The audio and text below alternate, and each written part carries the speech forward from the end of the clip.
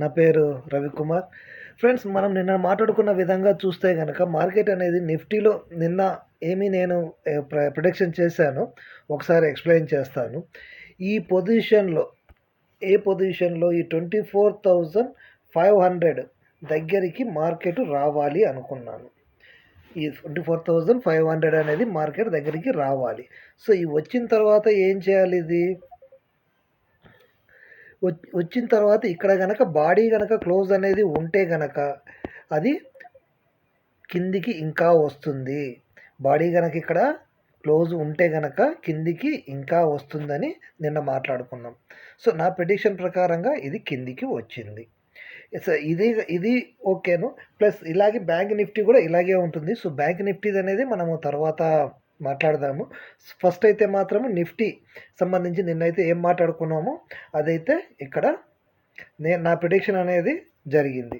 So, నా prediction అనేది ఇక్కడ జరిగింది కాబట్టి నెక్స్ట్ రేపు ఏం జరగబోతుందో నా ప్రిడిక్షన్ మాత్రమేనే ఇది. నా ప్రిడిక్షన్ ప్రకారంగా రేపు ఏం జరగబోతుందో కూడా ఒకసారి చూద్దాము. సో ఫ్రెండ్స్, ఇక్కడి నుంచి నా ప్రిడిక్షన్ ప్రకారంగా రేపు మార్కెట్ అనేది అప్ సైడ్ మూమెంట్ తీసుకోవాలి.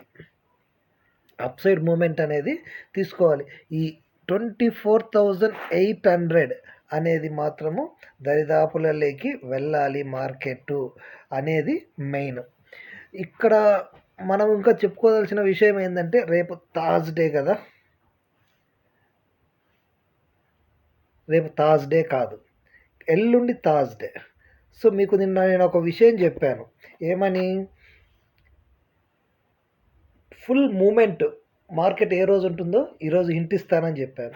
సో థర్స్డే అనేది ఫుల్ మూమెంట్ ఉంటుంది ఈసారి మార్కెట్. లాస్ట్ ఫ్రైడే ఎలాగైతే ఫుల్ మూమెంట్ ఉన్నదో మార్కెట్, ఈరోజుసారి థర్స్డే అనేది ఫుల్ మూమెంట్ ఉండబోతుంది. సో రేపు కొంచెం అటు ఇటుగా ఉండొచ్చు మార్కెట్, పెద్దగా ఇవ్వచ్చు ఇవ్వకపోనవచ్చు, కానీ థర్స్డే మాత్రం ఎక్స్పైరీ రోజు బీభత్సంగా ఉంటుంది. గెట్ రెడీగా ఉండండి. దానికి ఏమి కావాలి ఏంటిది అనేది రెడీ చేసి పెట్టుకుంటే కనుక మంచి బెనిఫిట్స్ ఇస్తుంది థర్స్డే రోజు. సో మనం రేపటి గురించి మాట్లాడుకుంటే కనుక ఇది ఇంకొంచెం ఇలా కిందికి వచ్చినా ఆశ్చర్యపోవాల్సిన అవసరం పెద్దగా లేదు, కానీ ఎక్కువ కిందికి వచ్చే అవకాశాలు అయితే మాత్రము లేవు. ఎందుకంటే ఇది పైకి వెళ్ళే అవకాశాలే ఎక్కువగా ఇక్కడి నుంచి ఉన్నాయి.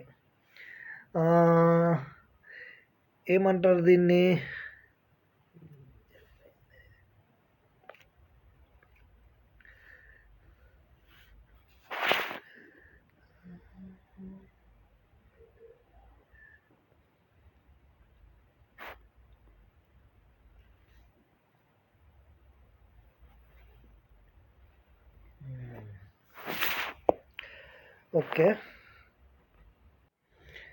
ఓకే, ఇప్పుడు మనం కనుక చూస్తే నెక్స్ట్ ఏంటి మార్కెట్?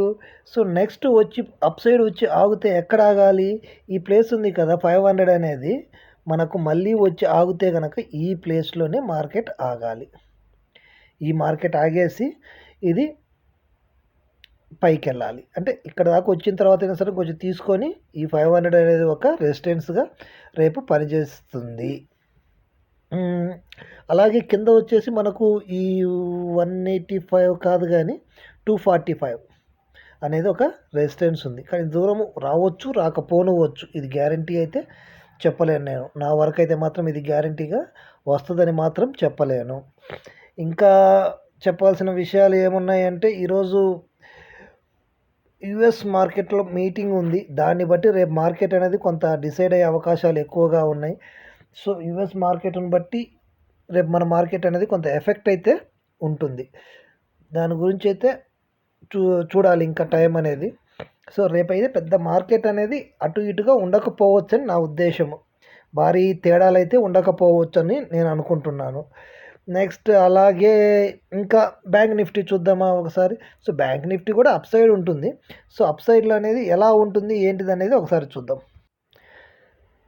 బ్యాంక్ నిఫ్టీ గురించి కూడా మనం ఏం మాట్లాడుకున్నాము? ఇక్కడ ఒక లైన్ తీసుకున్నాము.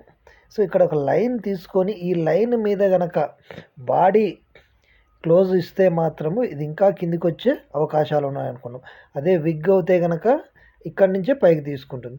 సో, ఇక్కడైతే కొంచెము మార్కెట్ కిందికి వచ్చింది. సో, ఇక్కడ మార్కెట్ కిందికి వచ్చిన తర్వాత ఇక్కడ ఏర్పడ్డ సిగ్నల్స్ ప్రకారం అయితే మాత్రం మళ్ళీ ఇది అప్ సైడ్ తీసుకోవాలి. 53,800 వరకు కూడా మార్కెట్ మళ్ళీ వెళ్ళాలి. అలాగే ఇంకా ఏమి సపోర్ట్స్ ఉన్నాయి ఇక్కడ కింద సపోర్ట్ ఇది ఉంది కానీ పెద్ద 490 అనేది పెద్ద మ్యాటర్ కాదు. అంత దూరం అనేది మార్కెట్ వచ్చే అవకాశాలు చాలా తక్కువ. ఇంకా చూస్తే గనక మార్కెట్ వచ్చేసి మనకు రేపైతే మాత్రము అప్ సైడ్ రివర్స్ అవ్వటానికి అవకాశాలు చాలా ఎక్కువగా ఉన్నాయి. ఇంకా చూసినట్లయితే మార్కెట్‌లో ఈరోజు నైట్ యూఎస్ మార్కెట్‌ని బట్టి రేపైతే మనం మాట్లాడుకోవచ్చు. ఎలన్ మాస్క్ అయితే మాత్రం ఒక విషయాన్ని చెప్పాడు.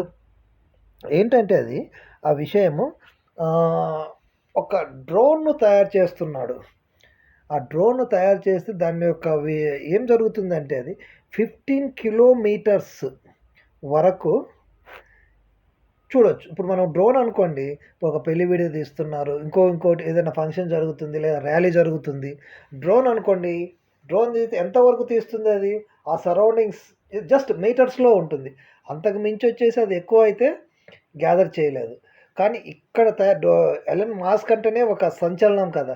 సో, ఎలన్ మాస్క్ తయారు చేయబోయే డ్రోన్ వచ్చేసి 15 కిలోమీటర్స్ రేడియస్‌లో ఎక్కడ ఏమి ఉందో అనేది కెమెరాలో క్లియర్‌గా రికార్డ్ అవుతుంది.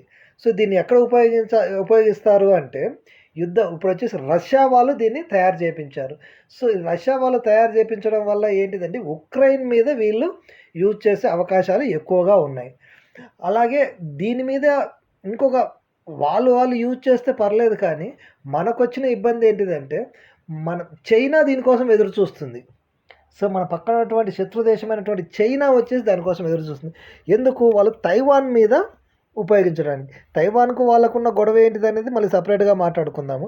సో, ఆ విధంగా వచ్చేసి వాళ్ళు ఉపయోగించడానికి చైనా వచ్చేసి వాళ్ళు గనక అక్కడ సక్సెస్ అవుతే గనక నెక్స్ట్ టార్గెట్ చైనా. చైనా అంటే అక్కడ తైవాన్ అని చెప్తుంది కానీ ఇండియా మీద కూడా ఉపయోగించే అవకాశాలు ఎక్కువగా ఉన్నాయి. అది ఫ్రెండ్స్ రేపటి మార్కెట్ విశేషాలు. మళ్ళీ కలుద్దాం. Okay friends. Thank you.